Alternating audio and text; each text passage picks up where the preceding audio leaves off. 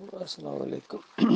اس طرح کے بیانات بڑے اچھے، یعنی دنیا سے بے رغبتی پیدا کرنے کے لیے اور آخرت کا شوق دلانے کے لیے، اور یعنی مرکزی بات ان کی یہ ہے کہ آخرت میں آگے جا کے ایمان اور عمل کام آئے گا، باقی کوئی چیز کام آنے والی نہیں۔ ایمان یعنی کہتے ہیں ایمان، لیکن مسئلہ یہ ہے کہ جب ایمان کی دنیا میں بات کی جاتی ہے، نشاندہی کی جاتی ہے، بھئی آپ کی ایمان کے اندر یہ خرابی ہے، اس کو آج دور کر لو، تو بس پھر آگے سے ان کا چہرہ دیکھنے والا ہوتا ہے۔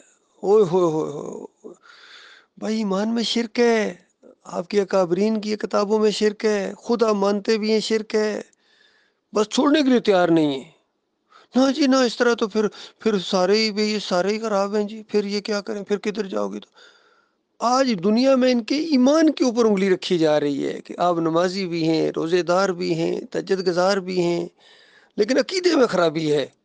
تو اس میں لوگوں میں سنجیدگی پیدا نہیں ہوتی ہے۔ اپنے علماء، اپنے اکابرین، اپنے یہ پورا جتھا یہ ذہن میں آ جاتا ہے، اور ساتھ کہتے بھی ہیں آگے جا کے ایمان کام آئے گا، آگے صرف ایمان کا معاملہ ہے۔ بھائی وہ یہی تو جھگڑا ہے سارا۔ آج دنیا میں اس ایمان کا فیصلہ کر لو کہ جس کے اوپر کھڑے ہو، یہ شرک تو نہیں ہے۔ جو بندہ شرک ثابت کر رہا ہے تم اس کو اچھا نہیں سمجھتے ہو، کہتے بس بھائی یہ توحید ہی کرتا رہتا ہے جی، یہ بس شرک شرک ہی کرتا رہتا ہے۔ وہ شرک ہے نا، آپ مانتے ہو؟ اگر ویسے ان کے سامنے عقیدہ رکھا جائے نا، بھائی یہ والا عقیدہ کیسا ہے، وہ کہتا ہے شرک۔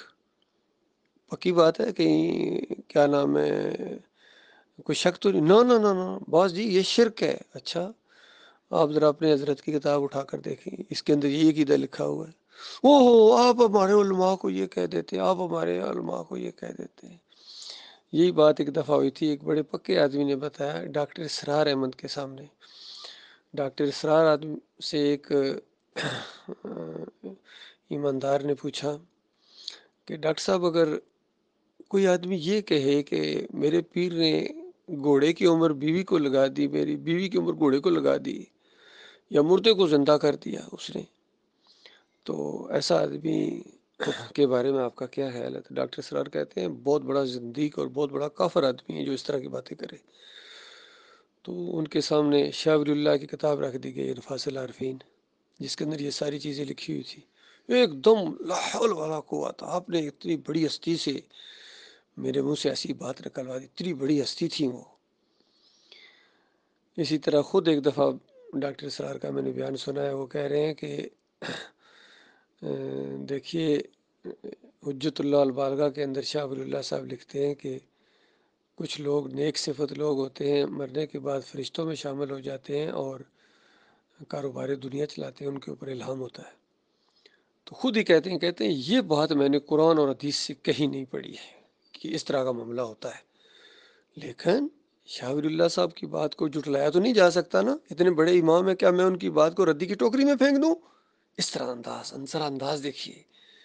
اصل میں یہ پرابلم ہوئی ہے آج مسلمانوں کے ساتھ۔ اگر یہ پرابلم ان کے اندر سے دور ہو جائے، ایک دفعہ یہ فیصلہ کر لیں اور اس میں وہ سچے بھی ہوں کہ جو قرآن کی بات ہے، جو صحیح حدیث کی بات ہے، میں وہ بات ماننے کے لیے تیار ہوں، اور اس بات کے مقابلے میں جس کی بھی بات آئے گی سامنے، کسی پر چوٹ لگے، کوئی ناراض ہو، میں اس پر عمل کروں گا۔ اللہ کی کتاب پر، اللہ کے رسول صلی اللہ علیہ وسلم کی بات میری بات ہوگی، باقی پوری دنیا جھٹلائے تو میرا کسی سے کوئی تعلق نہیں ہے۔ یہ بات اگر یعنی اس پر میں سچا ہو، پھر بات بنے گی۔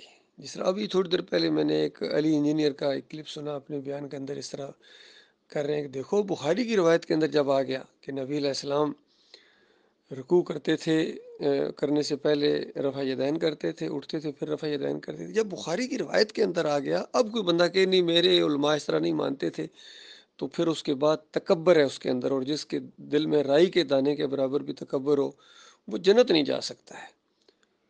تو ان سے میرا کہنا یہ ہے کہ اسی بخاری کی روایت کے اندر آ گیا نا، نبی علیہ السلام نے فرمایا اول جیش من امتی یغزون مدینۃ القیصر مغفور لہم، کہ میری امت کا پہلا لشکر جو مدینہ یعنی شہر قسطنطنیہ، یہ جو قیصر کا یہ دارالحکومت، اس پر جو حملہ کرے گا، سارے کے سارے بخشے بشائیں۔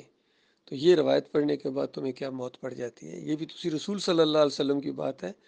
یہاں تو تمہارا چہرہ بگڑ جاتا ہے نبی علیہ السلام کی بات سن کے، پھر تعویل نہیں نہیں یہ کچھ اور کے لیے تھا، فلاں کے لیے تھا. بخاری نام لے کے لائے ہیں کہ یہ مغفرت ہے ایک ہی روایت کے اندر باپ بیٹے دونوں کے لیے، تو ان کے لیے تم بغض رکھتے ہو. تو اصل میں جو بندہ کہتا ہے وہ کرتا نہیں ہے. کاش یہ اصول جو ایک دفعہ بنائے اس میں پکے نکلیں. پھر تو کیا کہنا ان کی نمازوں کا، پھر کیا کہنا ان کی تبلیغ کا، پھر کیا کہنا ان کی جو تو ریاضت کا. اللہ ایک ایک عمل ان کا پہاڑوں کی طرح کر دے. لیکن یہ دوگلے ہیں، دوگلے جو کہتے ہیں کرتے نہیں، کرتے وہ جس کا حکم نہیں دیا گیا تھا. یہ مسئلہ ہے اصل. اللہ تعالیٰ غور و فکر کرنے کی توفیق عطا فرمائے.